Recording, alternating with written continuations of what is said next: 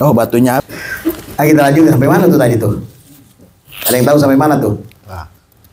Nah, karena kita hidup atas maunya Allah, sudah pasti seluruh kebutuhan kita sudah disiapkan oleh Allah. Maka kita nggak boleh underestimate ya. Jadi underestimate itu buruk sangka sama Allah. Kita mempersiapkan sendiri. Emang kuasa siapa sih dengan Allah dibandingkan dengan kita? Kuasa Allah Subhanahu wa Ta'ala. Maka oleh karena itu kita harus ikut alur. Allah Subhanahu wa Ta'ala ciptakan kita sudah satu paket, Pak, antara fasilitas hidup, rezekinya, kebutuhannya, dan aturannya. Sebagaimana kita, Pak Haji, beli mobil ya kan, Honda misalnya, ya itu kalau Honda misalnya Vario atau apa kan ada buku petunjuknya, ya kan, ikuti saja, jangan ngatur sendiri, nanti berbahaya kan begitu. Nah, Allah Subhanahu wa Ta'ala ciptakan kita sudah satu paket. Hidup kita, kebutuhan hidup kita sudah disiapkan, dan juga aturannya. Tidak harus kita bikin aturan, kita bikin sengsara yang belum tentu benar.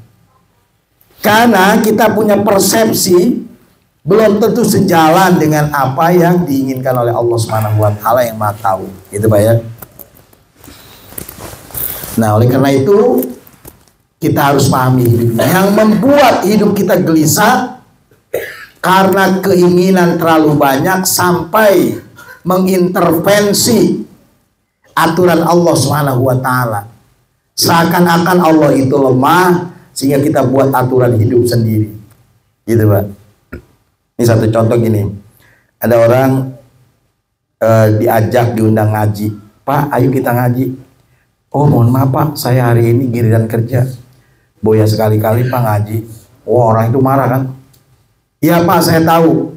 Tapi kalau saya nggak kerja, anak saya makan apa? Allah. Itu namanya mengintervensi Allah, Pak. Bapak jangan pun nggak kerja. Bapak meninggal mendadak, anak Bapak pasti makan. Ya, sudah dijamin. Gitu kan? Jadi jangan mendahului Allah Subhanahu wa Ta'ala. Gitu. Jadi bahasa-bahasa seperti itu sebaiknya dieliminir oleh kita ya. Tetapi kita jangan melupakan syariat bahwa ada upaya-upaya yang harus kita lakukan atas perintah Allah Subhanahu wa Ta'ala. Itu sebagai mukadimah pertemuan kita. Saya juga bingung ini temanya apa nih Pak Haji? Bebas saja Pak Haji ya.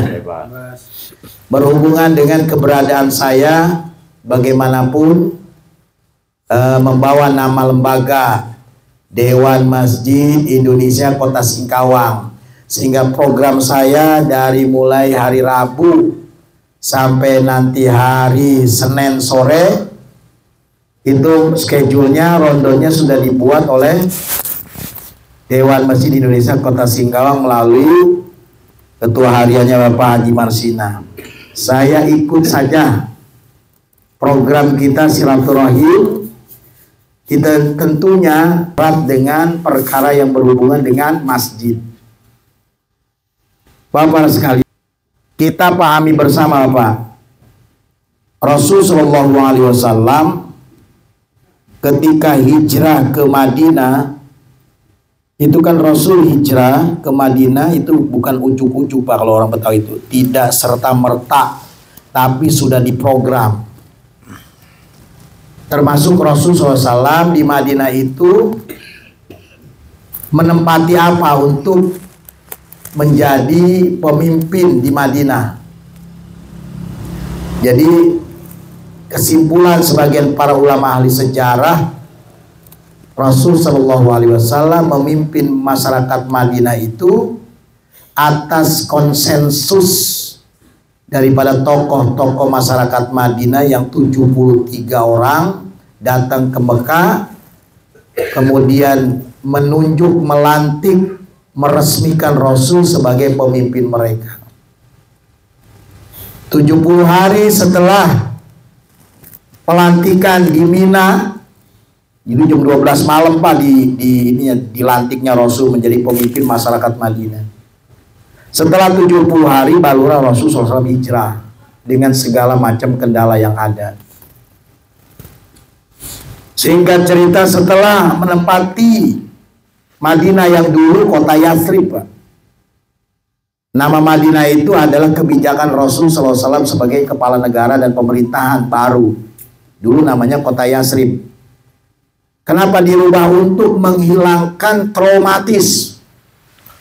Karena Yathrib itu adalah tempat ajang konflik antara dua kaum besar, kaum Aus dan Khazraj. Itu puluhan bahkan ratusan tahun konflik terus. Sudah banyak yang terbunuh satu dengan yang lain, dua kelompok besar itu. Tidak ada yang bisa mendamaikan, maka Rasulullah SAW datang sebagai juru damai. Allah. Kemudian setelah itu Rasulullah SAW memimpin mereka. Gitu.